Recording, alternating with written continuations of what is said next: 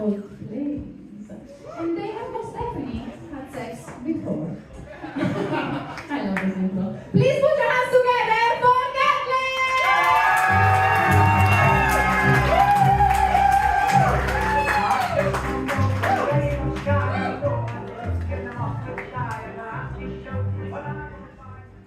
I'm a lesbian, I don't know what to do. It's okay, you can hear me.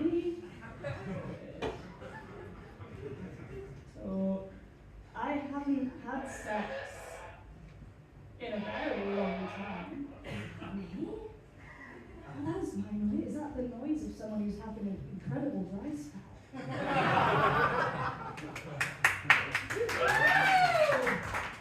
Anyway, I haven't had sex in a very, very long time, and I am going to need you all to give me a lot of money.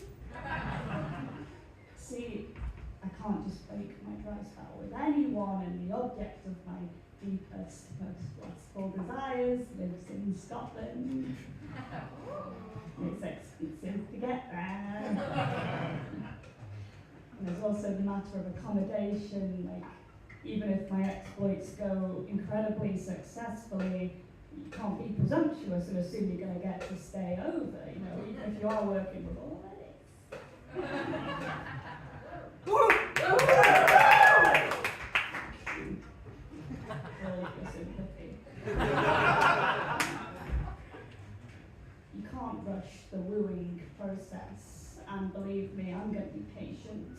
I'm going to take all the time I need to obtain enthusiastic consent for what future scientists will refer to as the wettest intercourse known to man. I'm going to fuck the Loch Ness Monster.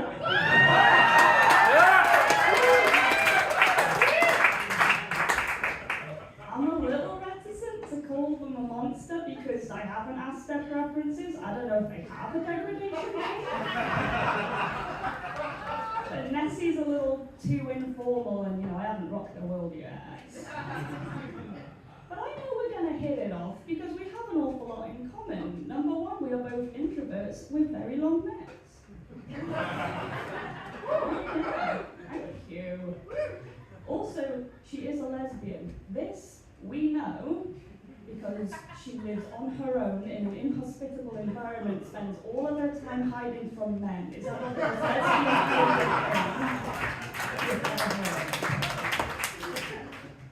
Now you might be thinking, Gatlin, decades of men have searched for the Loch Ness Monster and have come up with nothing. What makes you think you're going to be able to find her? And to that I say, look, if moving from North Wales down to London has taught me anything, it's that us Celtic queers, we find each other. Besides, I'm not going to need any of that fancy equipment like sonar or nets or anything like that. I feel like if you need that to catch a woman, then your game is weak. I'm not going to bring any equipment that doesn't vibrate.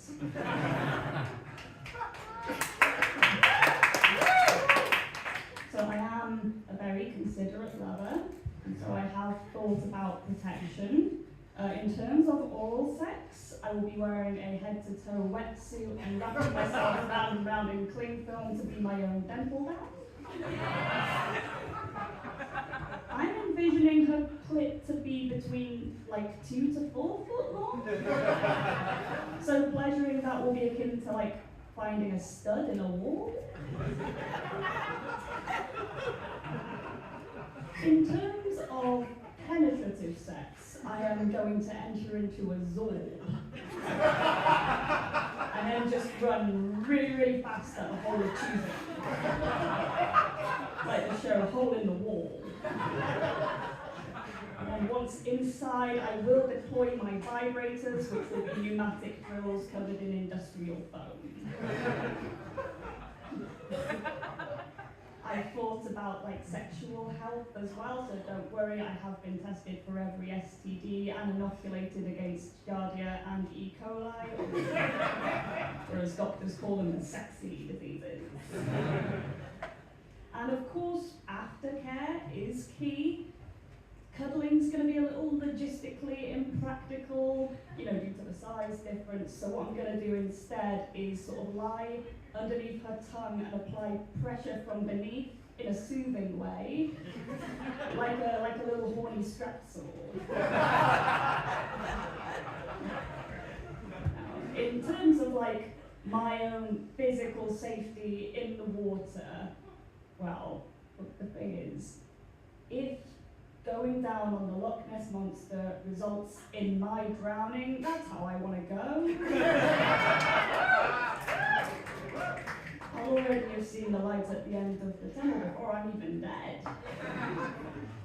So, if all of that goes well, who knows what could be next? Hopefully we'll go again. Maybe things will go really well. She'll invite me to stay over. Perhaps we could enter into a polycule with me, the Loch Ness Monster, a kelpie, and a set of bagpipes, which I've always thought would be interesting to fuck, but I've been too anxious to say it out loud.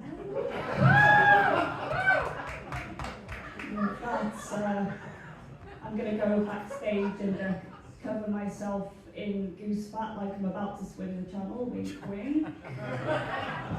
Wish me luck on my Highland adventure.